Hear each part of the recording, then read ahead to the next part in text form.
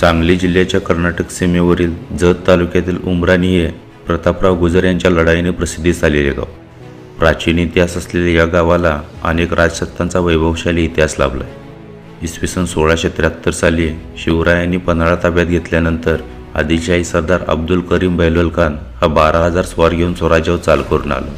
ही वार्ता समजताच महाराजांनी सरसेनापती प्रतापराव गुजर यास खानावर रवाना केले.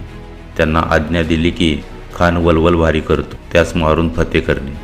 महाराजांच्या आज्ञेनुसार प्रतापराव बेहलोल खानावर चालून गेले. यावेळी बेहलोल खानाचा मुक्काम कर्नाटक सीमेवर असलेल्या उमराणी गावाजवळील 2 नदी किनारी होता. मराठ्यांनी सर्वप्रथम खानाचे पाणी तोडले व दुसऱ्या बाजूने त्यावर हल्ला केला. पाण्याशिवाय कासावीस झालेल्या खानाला शरण येण्याशिवाय पर्याय नव्हता. बेहलोल खानाने प्रतापराव व मराठा सैन्यासमोर शरणागती पत्करली. प्रतापरावाने त्यास माफी दिली. शरण आलेला बेहलोल खान मराठ्यासमोर पराजित होऊन मागे निघून गेला.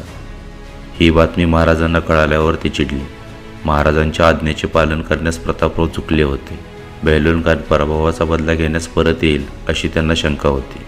त्यांनी प्रतापरावांना खरमरीत पत्र लिहून सल्ला काय निमित्त केला असा जाब विचारला व तुम्ही शिपाईगिरी केलीत, सेनापतीसारखे वागला नाही अशी प्रतापरावांची निर्वसना केली. या जाबाने प्रतापराव मनातून दुखावले गेले आणि यानंतर 24 फेब्रुवारी 1674 साली सरसेनापती प्रतापराव व इतर 6 मर्द मावळ्यांनी महाशिवरात्रीच्या दिवशी स्वराज्य रक्षणासाठी आपल्या प्राणांची आहुती देऊन निसरीची खिंड पावन केली.